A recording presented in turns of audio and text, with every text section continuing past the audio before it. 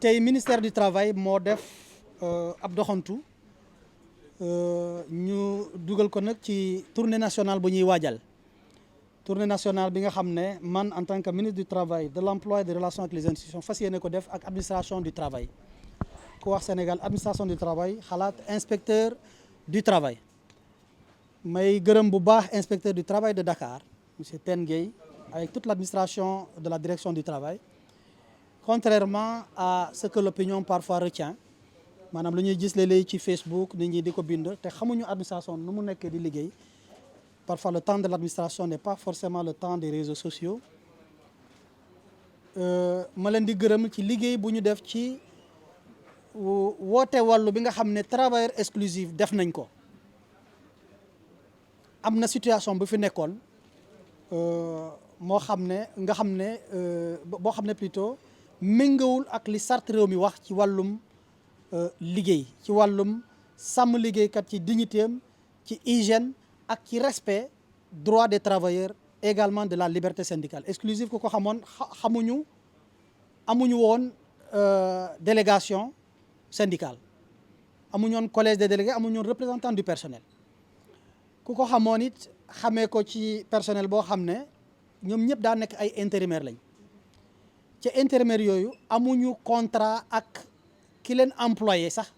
ba faf ñuy xalaat am contrat ak exclusif muy loo xam ne anomalie bu garaaw la bu inspecteur ñëwee première visite mu dellu jotuñoo topp ndigal inspecteur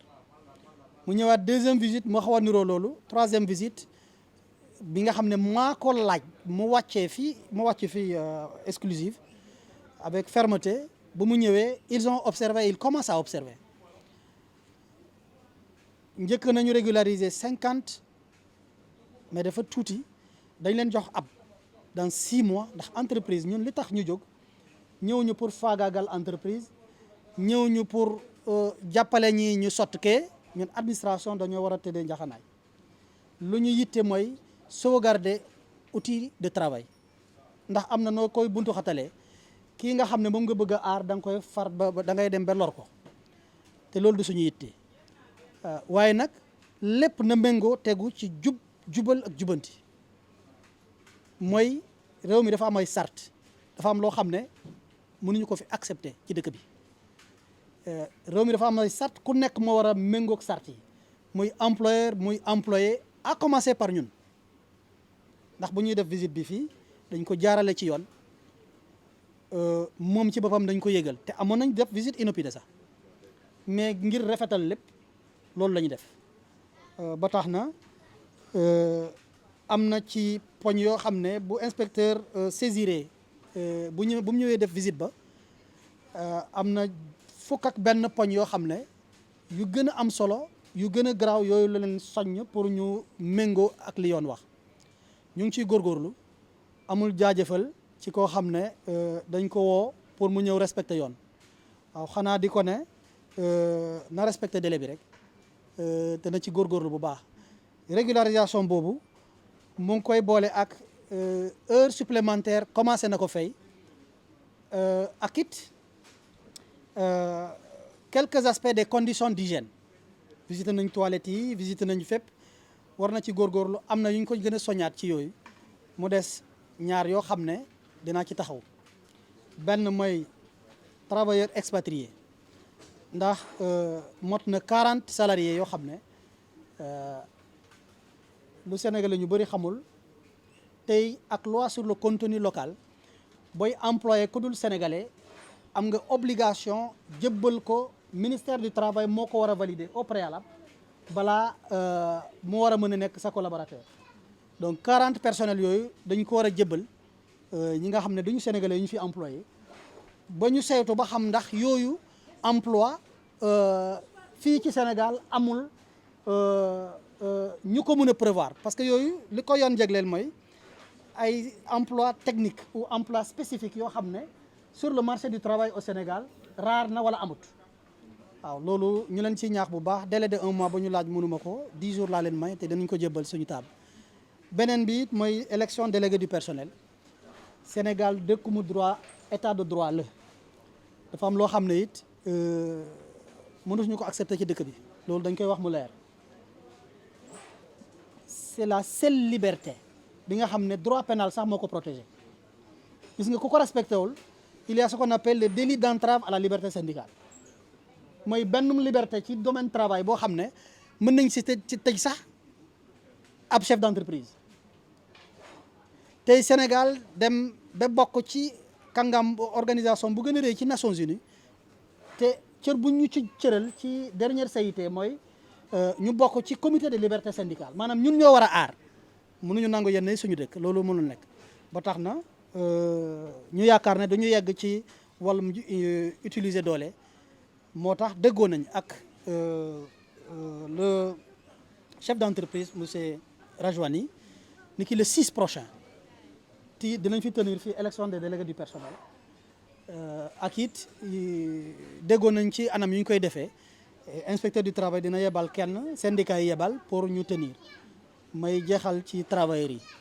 ne leen ñëw ñu fii pour xamb wala pousse leen ñu ñàkkal respect seen employé il lui doit respect il lui doit subordination dans le cadre du respect du travail donc kër dafa am kilifa ñëw ñu fii pour jël xilifteefu kilifa gii jox leen ko ndax moo leen employé mooy seen kilifa lépp li yoon tere daañu ko delloo mu def ko waaye li leen yoon soññ mooy liggéey ñun dañ ko def pour ñu gën a productif ñu gën koo jox résultat ndax ñoom ñu mën cee gis seen bopp képp ku jàpp ne ministère du travail dafay def doxantu pour dem taxaw ci caméra yi di xaw ma nu ma koy mën a expliquer di gën a dooleel employé dans une sorte d'insubordination ndax na boppam jóguñu nag ku jóg ci réseaux sociaux wax ñu war a tëb bay dem ba yàqal entrepreneurs yi nga xam ne ñoom dañoo respecté yoon ndax li fi respecté yoon moo gën a bëri néew na trop ñiy jalgati yoon ci wàllum travail ba tax na nekkuñu fi pour yàqal les fleurons de l'entreprise ñi nga xam ne ñoo fi tabaxal dëkk bi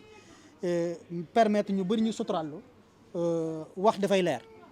lu ñu tax a jóg mooy jubal jubanti mi ñu réew mi sant mi ñu njiitu réew mi sant plutôt te ci la ñu nekk. maa ngi remercier ñëpp di nuyu ñëpp di remercier ministre bi nga xam ne ñëw na fi tey defal ñu visite parce que lii depuis ñu nekk fii man mosuma ko fee gis inspection du travail aussi mosuñu fee man bi ma fa nekkee ba léegi mosuñu fee ñëw ma gis leen fi comme bu ñu ñëwee ñu wax leen suñuy problème ba lii am tey peut-être ñoom ñoo dox loolu mais li may wax mooy man ñëw ma taxaw fii peut-être maa ngi doog a wax comme yi de moo tax peut-être ma am ni may waxee ni vous me comprenez mais juste rek dama ñëw waaw juste dama ñëw taxaw di wax parce que ñëwuma pour wane ni man maa xam man maa fi gën non du loolu am na ñu ma fi jiitu des années ñoo xam ne ñu brave la ñu ngi liggéey bi ni mu waree parce que fii ay professionnels ñoo fi nekk wax naa ko mu si taro nee naa ko vous avez la crème des employés pour les permanences à Dakar sama gars yi fii liggéey rek la ñuy def liggéey rek dañuy liggéey ba seen heure pause dañ koy liggéey bu dee les décembre dañuy liggéey des fois ba minuit mais daf ñu koy fay il nous paye ça mais effort boobu ñuy def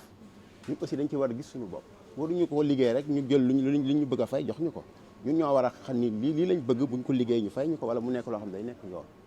mais liggéey sa heure pause ci travail votre heure de pause on vous donne bon 1500 ça c'est pas normal ou bien 2200 on a commencé à faire ça loolu moo tax ñu taxaw di wax aussi collègues yi nee nañ suñu dàllu ferme yi ñuy imposer bala ngay dugg nañu jox ay dàllu sécurité ñi nga xam ni war nañ ko am peut-être liggéey bi ñenn ñi côté yi nekk mën nañ ko bañ a am mais ñi nga xam ne dañ ko war a am nañ ko jënd ñu jox leen ko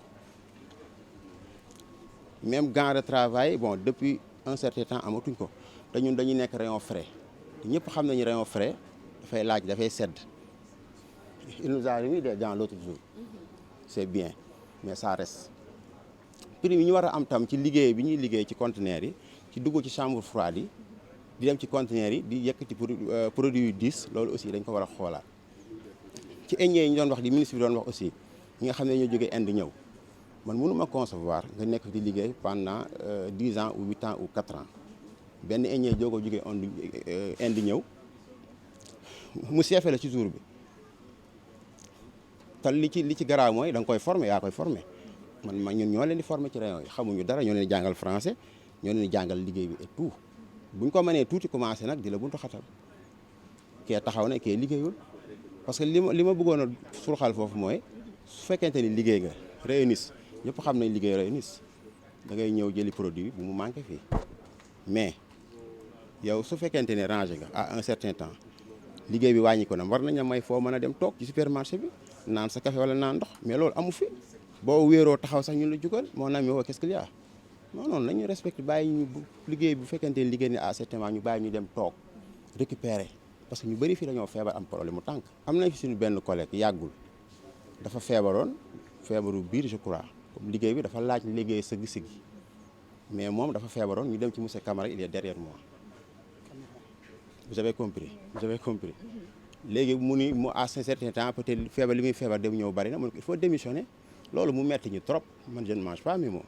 waxuma pour yàq dara wala dara mais loolu dafa am moo tax intrant bu ñu koy ŋaañi ce genre de chose la